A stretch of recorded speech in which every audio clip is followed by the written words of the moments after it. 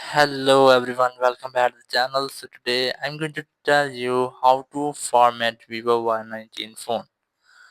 If you're using Vivo Y19 and now you want to format your phone, so let's see how can you do this. You just have to open your phone settings. In settings, just scroll down and look for system or system management. Here the system management sits, just tap on it, and after that this tab interface will appear. Just select reset option.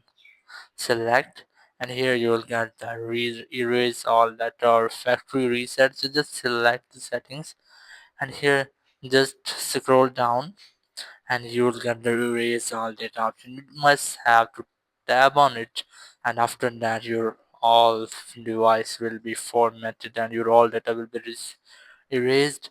Your all WhatsApp, Gmail account, Facebook, and other apps, photos, videos, etc. Everything of your phone will be deleted.